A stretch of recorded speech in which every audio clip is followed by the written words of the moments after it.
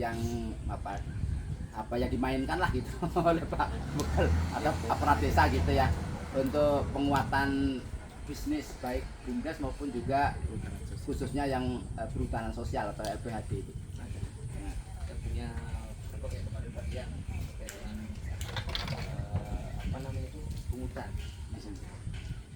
Ada apa namanya perdes ya. Dana desa, Pak.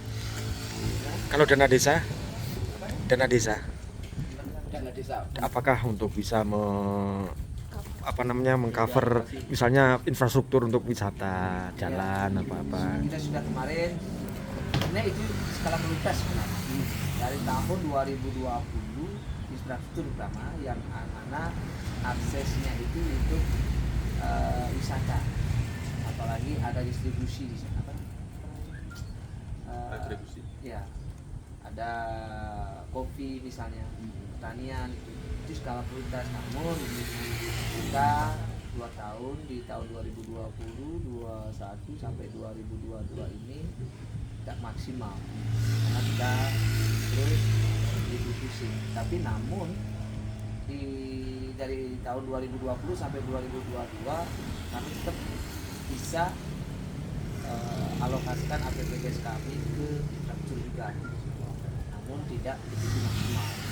Nah, kemudian juga kami kemarin dengan BUMDes sudah dalam musyawarah sudah sepakat juga terkait dengan penyertaan anggaran untuk penguatan di BUMDes juga, karena di sana juga kita sangat apresiasi tadi sudah disampaikan, karena kami di desa juga dengan adanya giatnya BUMDes terkait dengan meningkatkan kualitas terkait dengan kopi, yang mana kopinya juga ada dalam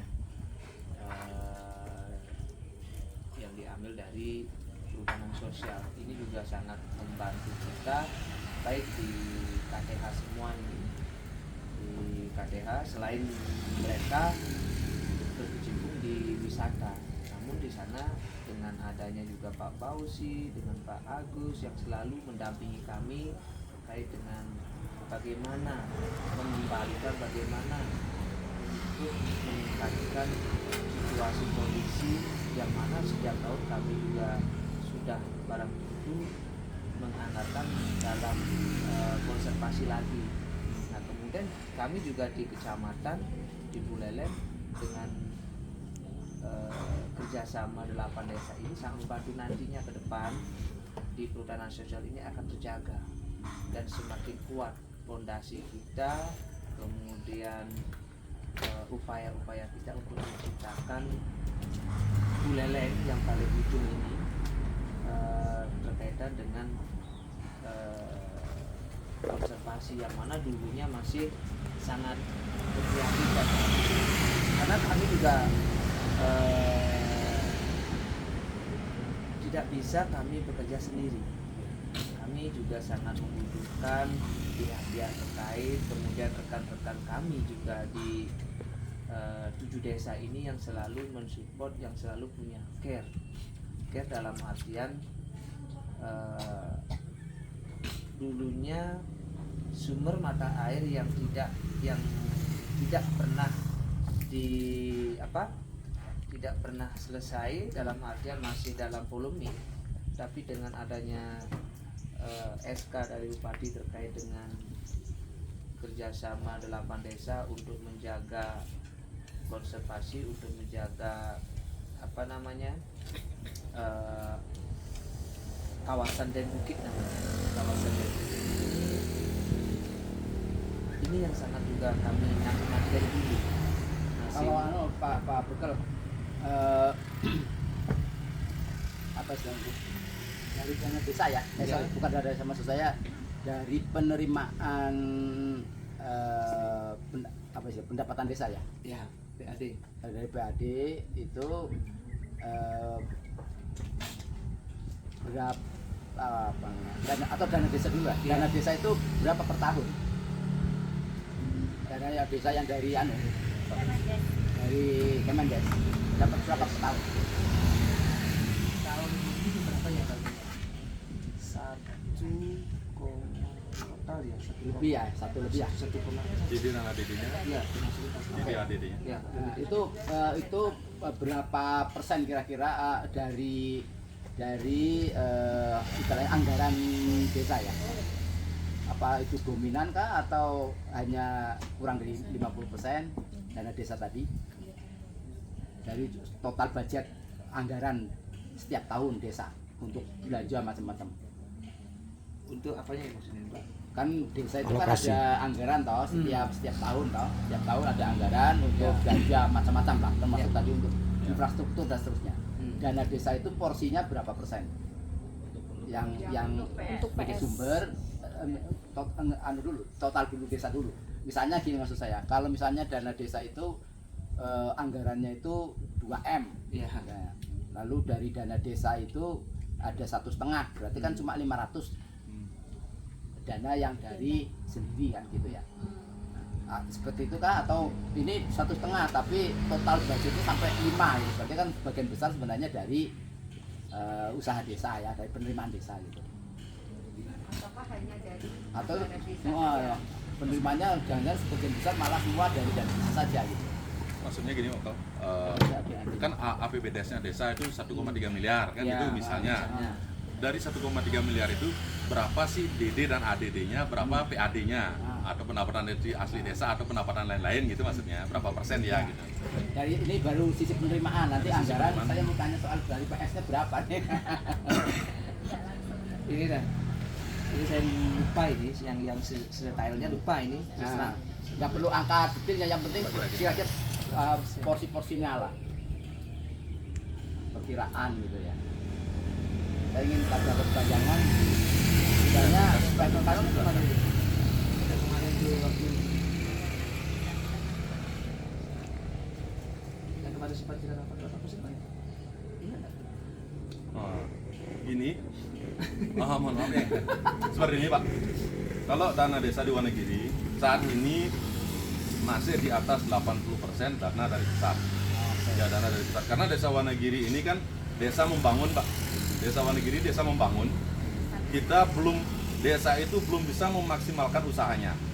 Nah, contoh kecil di perhutanan sosial. Perhutanan sosial desa Wonogiri tahun 2015 kita dapat SK Pak.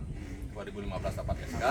Ya 2016-17 kita stagnan, diem Pak, diem, tidak ada aktivitas apapun. Dibantulah oleh PSKL, dibantu oleh Kemenkes, program-program ini melalui program pengembangan ekonomi masyarakat perhutanan sosial.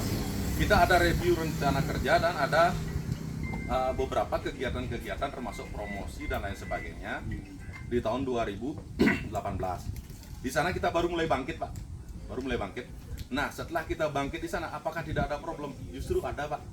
Program perhutanan sosial ini tidak sejalan dengan Undang-Undang Nomor 6 2014. Waktu itu dana desa tidak bisa digunakan untuk di perhutanan sosial.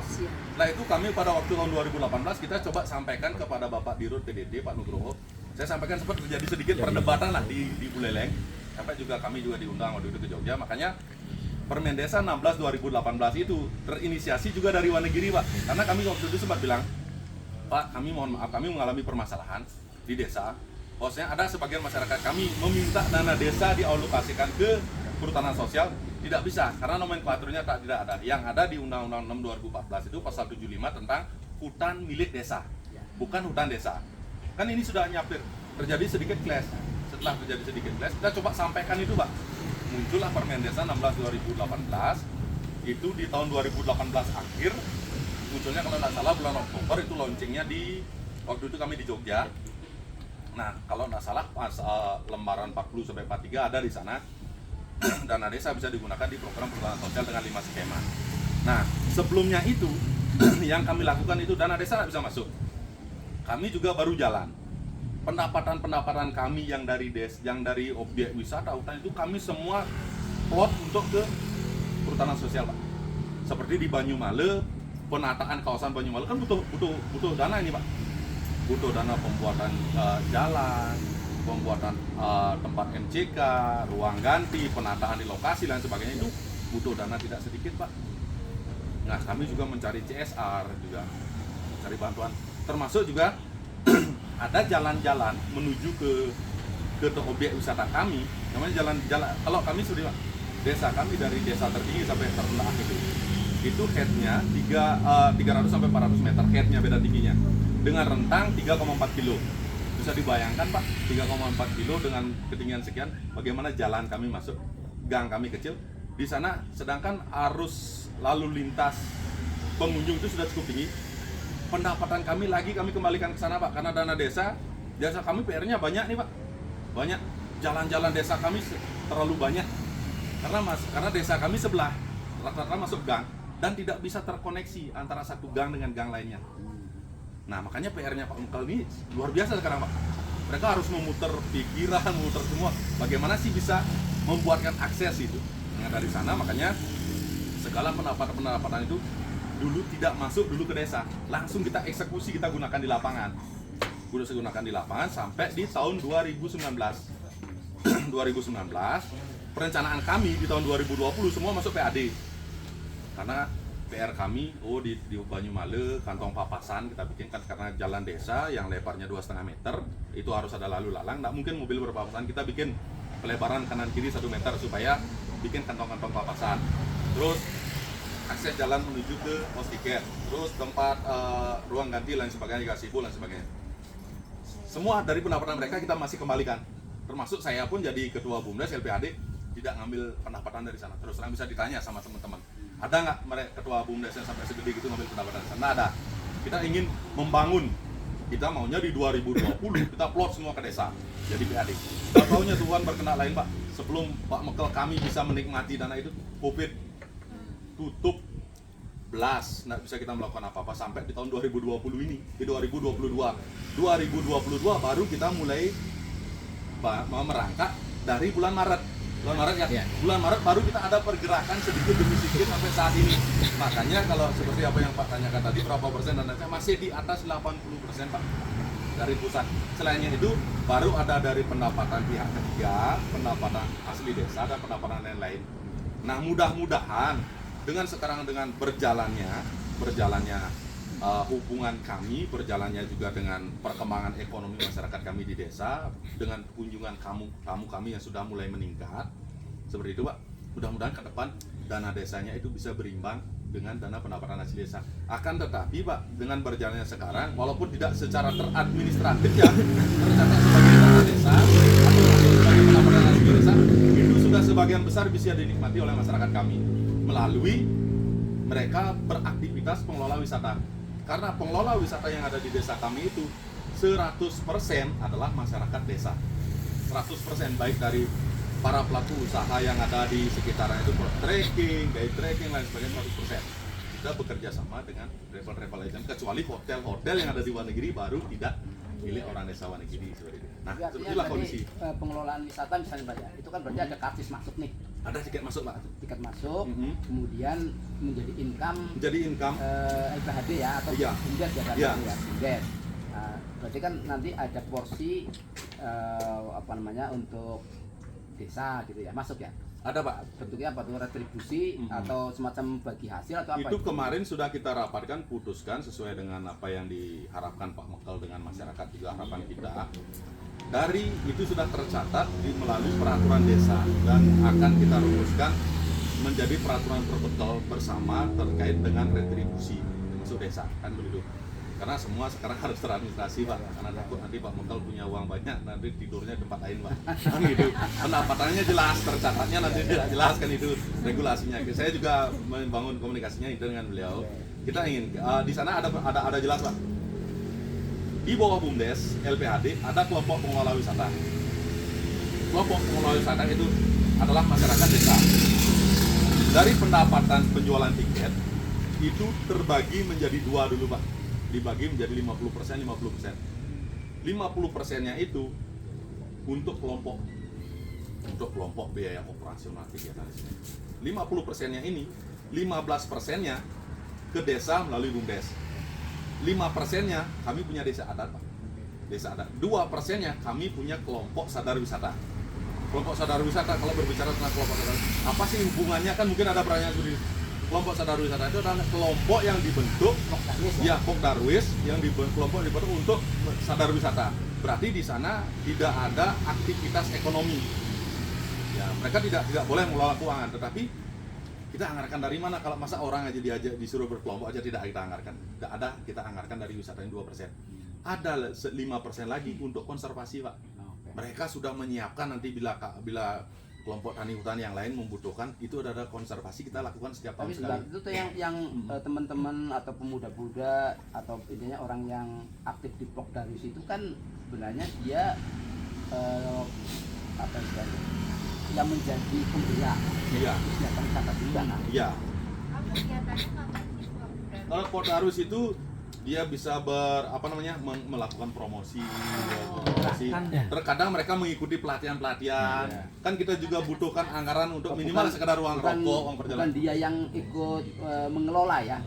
Ada juga yang ikut Iya. mengelola, Pak. Ada juga yang ikut mengelola, tetapi secara gini kan butuh juga ada anggaran. Oh, Misalnya oke. kegiatan event tahunan, Iya. ada kegiatan promosi apa, kan kita butuh juga penganggaran sedikit Karena kalau yang mengelola kan dia dapat income dari alokasi Iya. operasional tadi ya. Ya, Contoh kemarin kan saya tanya yang di Ambengan, itu kan ada Pokdarwis mengelola kolam renang wisata sih sebenarnya. Ya. Salah satunya kolam renang itu kan tiket tuh. ya, Ya, jadi dia yang ngelola itu berarti kan semacam dapat gaji lah ya, Ya. gaji dari pengelola wisata itu kan. Ya. Mereka yang bekerja termasuk di dalamnya adalah pekerjaannya ya tadi promosi gitu. Ya. Nah, biaya promosinya sendiri sebenarnya dari biaya operasional. ya. Oke, jadi kembali ke sini tadi jadi desa itu sebagian besar masih dari dana desa ya, Ya. yang Dari yang dana dulu kira-kira rata-rata 1 miliar lah, rata-rata tadi kan plus minus Tapi tuh. untuk- kalau saya nggak salah, kalau saya karena banyak nih, kalau nggak lihat itu nggak bisa baca saya. Tahun 2000 ini ya, paling dekat di 2022 ini untuk pembangunan kalau nggak salah dari dana desa itu 48 kalau nggak salah. 48%.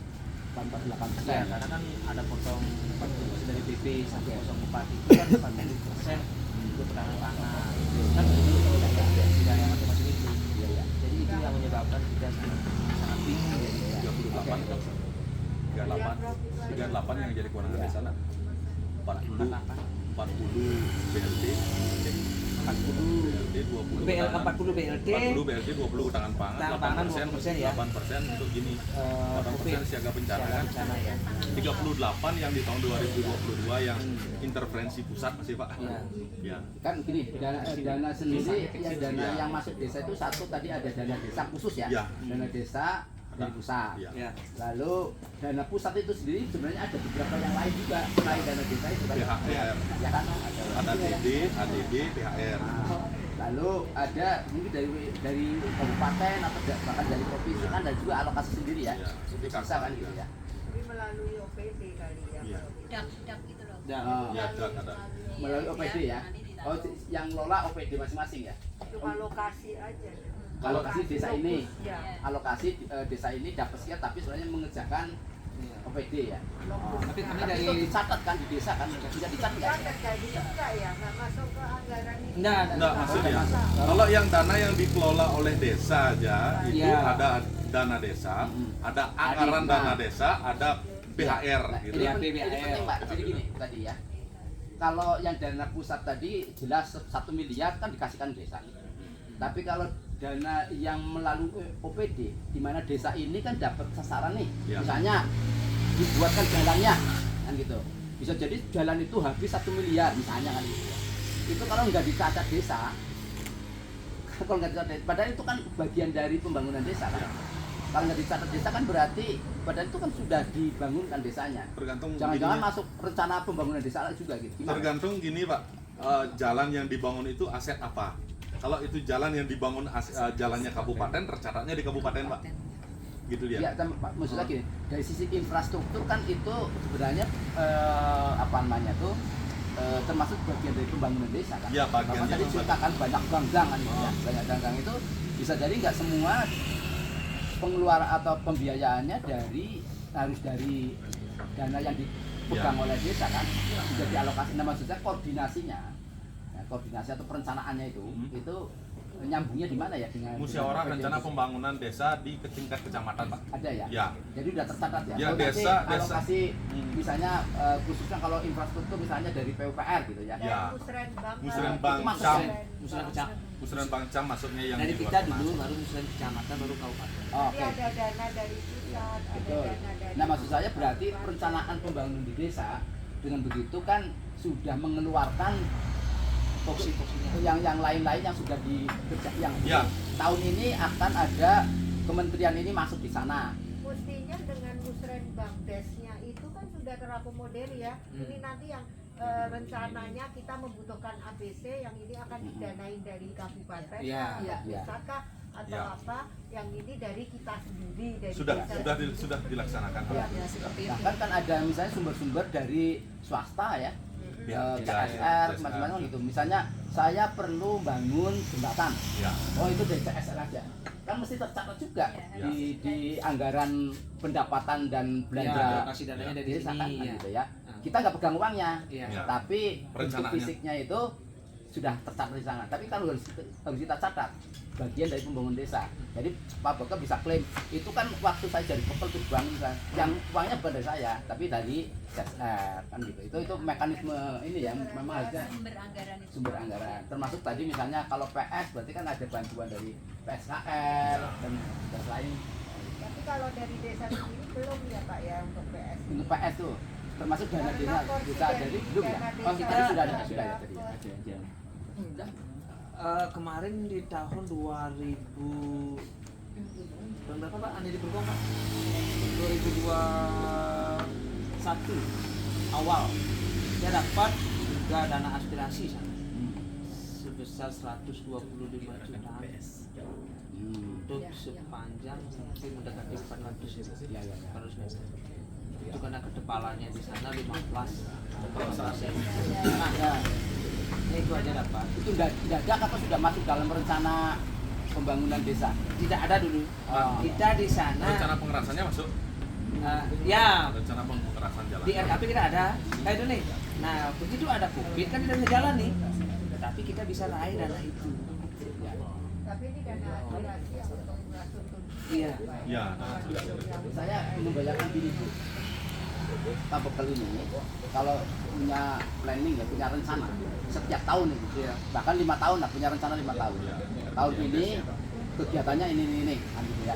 Maka setiap program masuk harus bisa diarahkan capaian itu kan, Iya. ya kan? Tiba-tiba ada dana aspirasi yang kita nggak tahu mana aspirasi nggak bisa, dia harusnya nggak bisa sekarapnya dia, enggak aku mau kasih ini, nggak terarah itu. Kalau tidak sesuai dengan RPJM desa.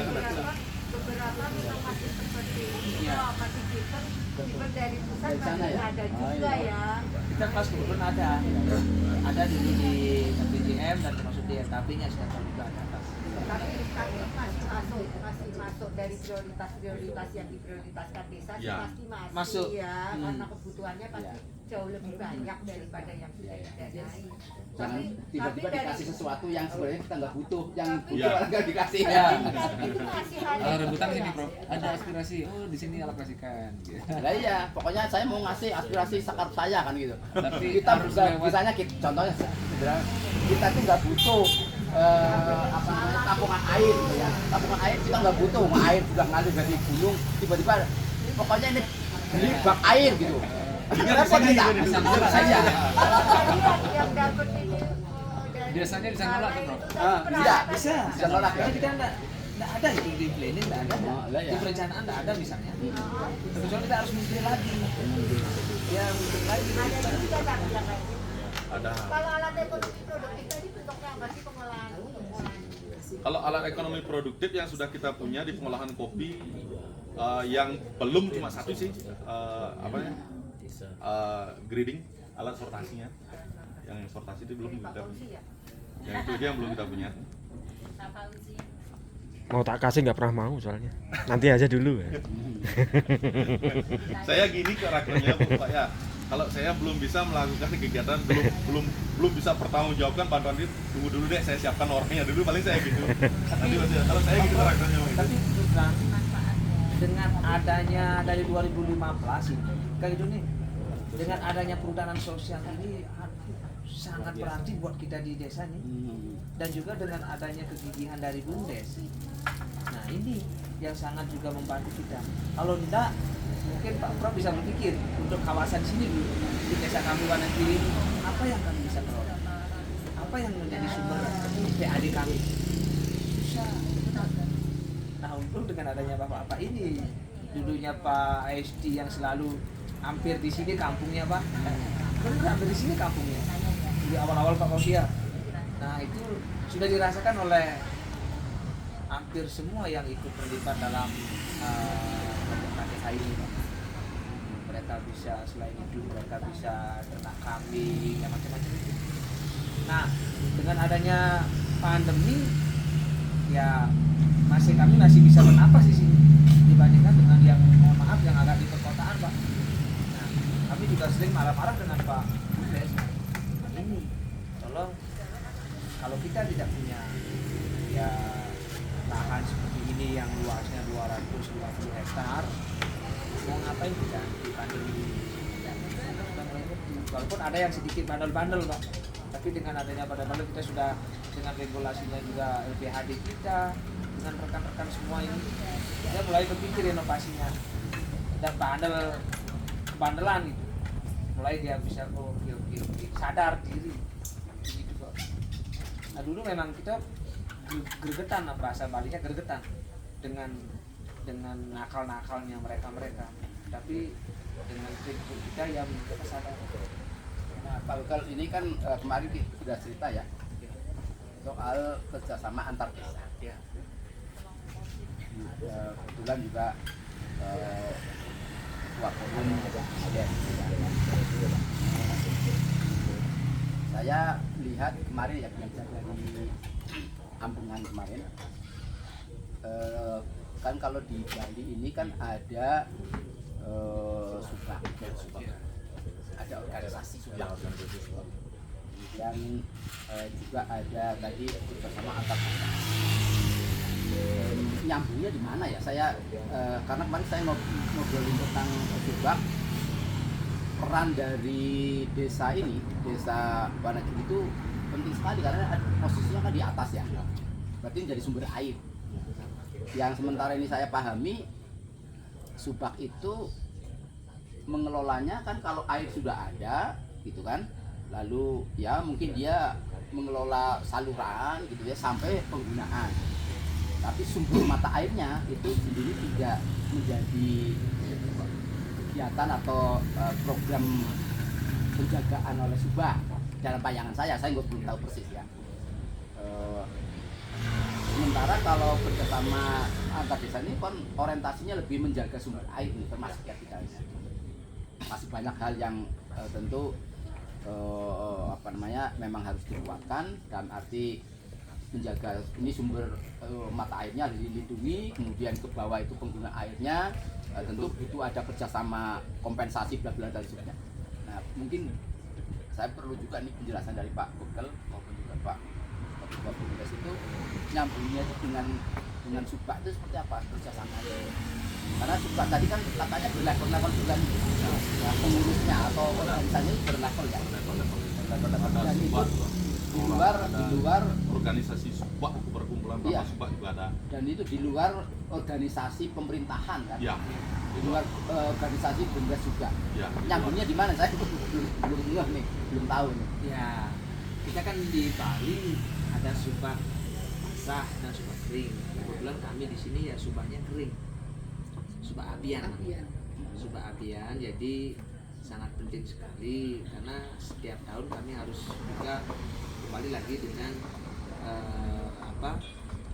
dengan visinya juga Pak Gubernur juga ada di sana. Nah kemudian di mana letak bersamaan atau kerjasama ataupun perbandingan dengan kita ini sangat membantu Pak. Pertama kalau kita di sini karena segala sesuatu sumber kehidupan itu ada di Subak sesuai dengan kepercayaan kita. Baik yang punya lahan kan itu. Nah semestinya yang namanya subak itu enggak harus yang punya lahan aja ikut di subak, Pak. Semestinya kita di desa itu hampir semua harus ikut dalam organisasi subak, Pak. Kadang-kadang ini yang menyebabkan miss antara kita nggak punya dana, nggak usah ikut subak, kan begitu nih. Tapi di Bali sebelum ada yang namanya pura Kayangan 3, pura desa, kalau di Bali kan pura desa, pura pusat dalam, kan gitu nih. Sudah duluan ada subak yang mengatur semuanya dulu. Nah itu memang kalau subak dilihat dari anunya ya adat, Pak, tapi administrasi dan segala macam itu diatur juga di dinas. Kita yang mengatur segala sesuatunya, baik SPG, kalau mereka kan mendapat setiap tahun mendapatkan BKK, Pak, alokasi dana khusus dari pemerintah. Ada juga nih. Ada. Dulu awalnya 50 juta per tahun, Pak. Terus turun menjadi 25. Sekarang turun menjadi 10 juta. Nah, itu dana Ini itu dana pemerintah pusat ya? ya Bukan Pemda provinsi ya? Provinsi. provinsi, Oh, Pak. provinsi. Ya. Itu tidak semata-mata untuk pembangunan saja, Pak. Itu bisa dipakai untuk pecaru pekara namanya, Pak. Untuk upacara di sana. Itu sangat penting sekali, Pak, untuk untuk meningkatkan kualitas, baik peningkatan hasilnya setiap tahun. Karena kalau tidak dibina secara baik itu mempengaruhi pertanian semua. Contoh, kalau subak basah atau lebih masuk ke subak basah itu ya seperti sawah, itu sekarang kan memprihatinkan, Pak. Semua lahan-lahan itu dijadikan bangunan. Itu yang menyebabkan subak-subak yang ada di Bali itu berpengaruh, Pak. Banyak yang tidak jalan organisasinya, banyak yang nangis. Pokoknya kalau anggota subak yang ada di pedalaman dia pasti tidak dapat air, Pak. Sama juga dengan kadang ada di sini. Kalau nggak benar-benar desa kemudian dibantu juga dari pemerintah desa, itu atau tak acuh saja jadi baik mereka untuk bagaimana caranya dia memelihara kebunnya biar tidak semua bunga saja, kan begitu nih. Kadang-kadang kan ditakutkan kalau semua aja di bunga otomatis serapan air kan sudah tidak ada. Nah, di sanalah tanggung jawab kita bagaimana caranya biar sekian persen oleh bunga, sekian persen ditanami tumbuhan seperti kopi atau yang lainnya, sehingga serapan air itu masih ada di Mulai hangat. perlu. Nah, di sana juga perlu pemerintah seperti Bapak Gubernur itu harus melihat ke bawah, karena dengan adanya penurunan BKK ini mereka yang ada di dalam organisasi subak itu sudah mulai menurun, seolah-olah tidak ada dari pemerintah lagi care. Sedangkan kalau kepercayaan kami, subak inilah yang karena di sini letak sumber kehidupan kita.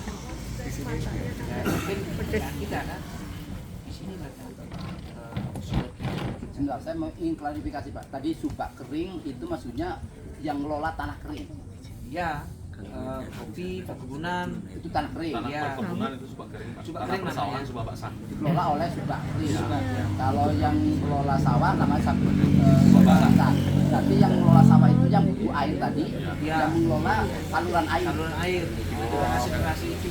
Karena kan kebanyakan yang hidup, karena pemerintah di sana tidak jadi, Pak. Tidak boleh dibangun, namun dengan adanya uang misalnya gede, boleh dibangun. Saya punya contoh nih, saya punya rumah dulu di Kerobokan nih, di Kerobokan di dekat-dekat lapas gitu. Nah di sana dulu itu kan jalurnya jalur hijau, Pak. kalau gitu. Namun lama tahun sawahnya itu dikeringkan, dikontrakan menjadilah tanaman-tanaman hias dulu, dibangun semi permanen. Lama tahun, sedangkan di sana sudah tidak diperbolehkan membangun. Tapi waktu kemarin ini saya ke Denpasar sudah banyak bangunan, Pak. Nah, sebentar. Dialih fungsi lagi, Kan Pak. berarti kan sebenarnya ada organisasi subak kering, subak basah. Ya. Tadi Bapak Pak Bekel sampaikan ada sawah-sawah yang dikonversi jadi rumah. Iya. Nah, maksud saya gini, sebagai organisasi subak basah misalnya, apakah dia punya tanggung jawab atau punya aturan sawah tidak boleh dikonversi misalnya gitu ya? Misalnya, saya bisa ini tanya aja karena bisa Iya. tahu. Lalu hutan ini masuknya subak kering kah atau di luar subak gitu ya? Sehingga kalau misalnya ada penggunaan atau pengelolaan hutan, berarti kan harus ikutin aturan subak kering misalnya gitu kan, atau gimana itu persisnya? Beda, Pak. Beda. Kalau subak ya subak. Oke. Kalau di hutanan kan Satu di luar subak. ya di luar subak. Oh, oke. Ya, Di luar subak. nah coba Pak Dek. Nah, gimana? Nah, seperti ini Pak ya. Ini saya orang luar jadi Iya, nggak tahu iya. Pak. Seperti ini Pak ya, terkait dengan subak. Kalau yang di Bali diakui subak itu adalah sistem manajemen pengelolaan Pak.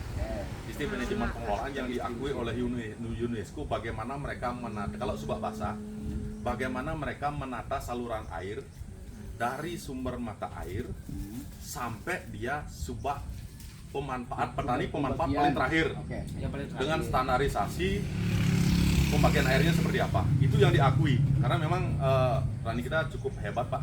Walaupun subaknya itu terkadang wilayah lahannya itu lebih tinggi daripada sungai tapi dapat air.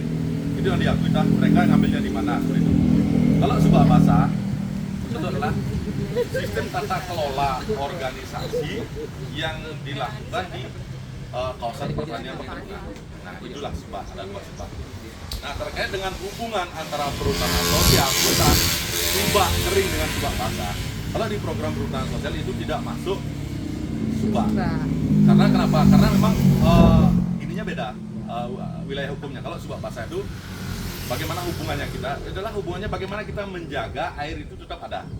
Bagaimana menjaga air itu tetap ada dan bagaimana kita membangun sebuah hubungan antara subak dengan pemegang izin. Dan subak-subak kita berbicara di kawasan Den Bukit Pak ya. Kawasan Den Bukit berbicara dari sejarah. Apa sih yang membuat sejarah kerjasama 8 desa ini terinisiasi sampai muncul? Itu adalah awal mula permasalahan antara desa dengan pemegang izin dengan subak. Ya, ada yang mengklaim kelompok subak, kami membuat saluran ini dari tahun 1942 untuk mengairi ini. Kami di Wonogiri mengelola aliran air untuk di air terjun. Nah, di saat tersebut juga terjadi kemarau panjang, debit air menurun.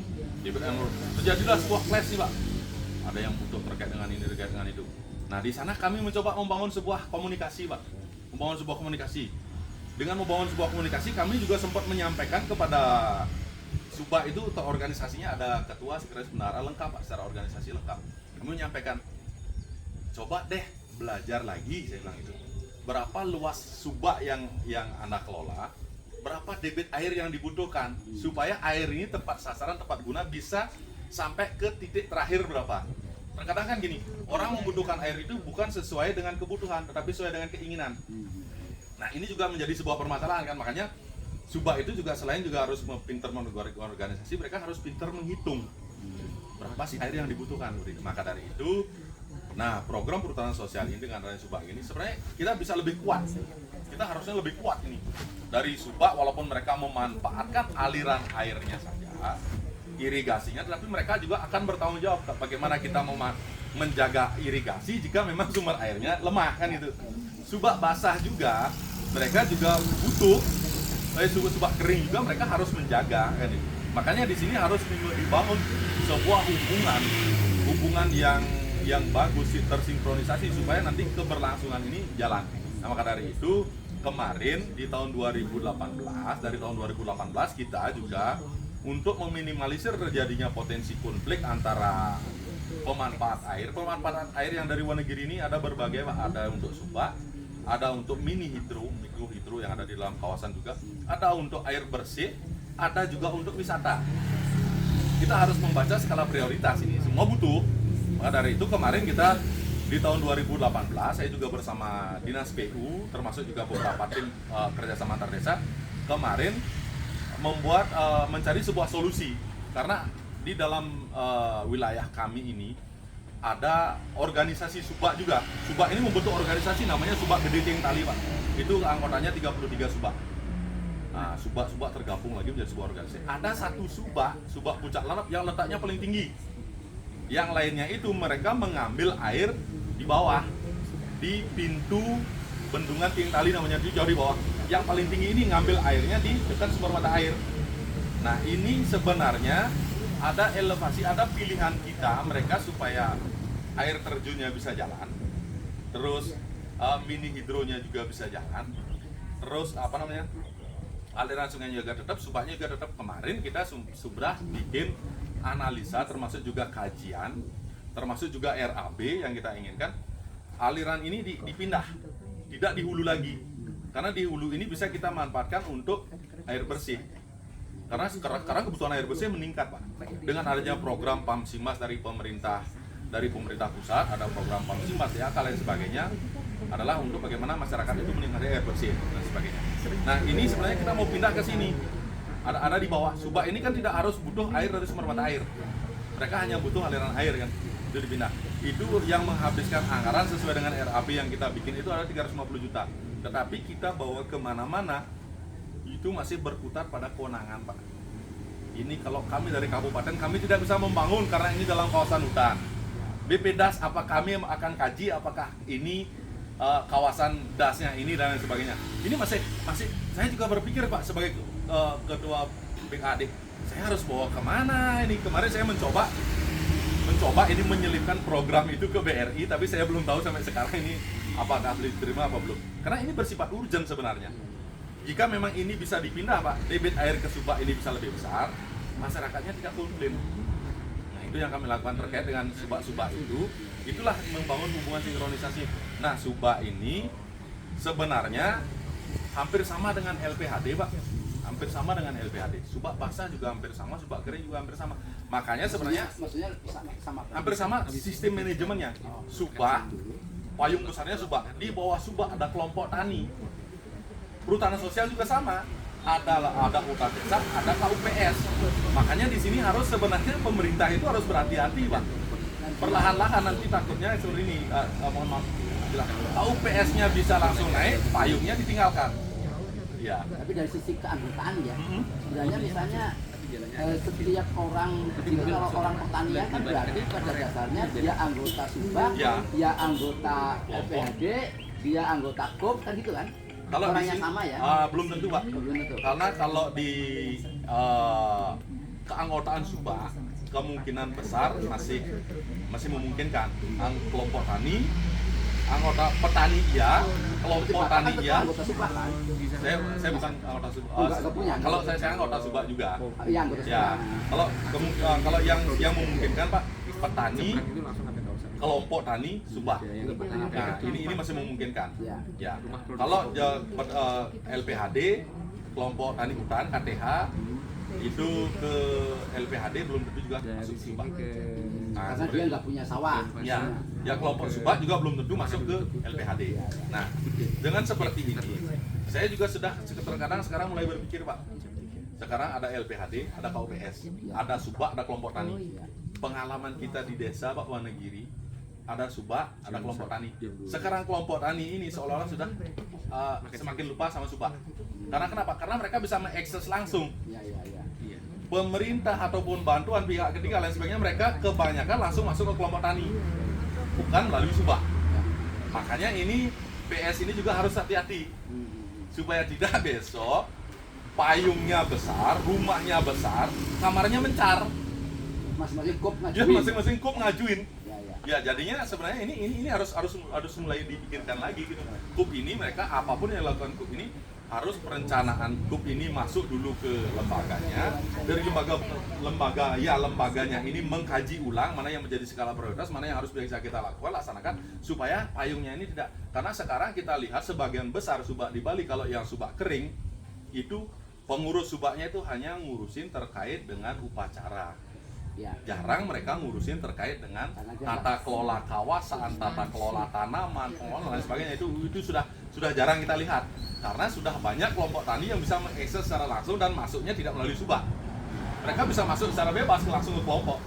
Itu juga kedepannya saya yakin kemungkinan besar bisa menjadi seperti itu. Ini ada pihak ketiga, oh saya bebas masuk ke grup. Ini saya bebas masuk ke grup ini. LPHD ya bisa diam, bisa di ADART atau lain sebagainya, mungkin itu harus bisa di Kalau subak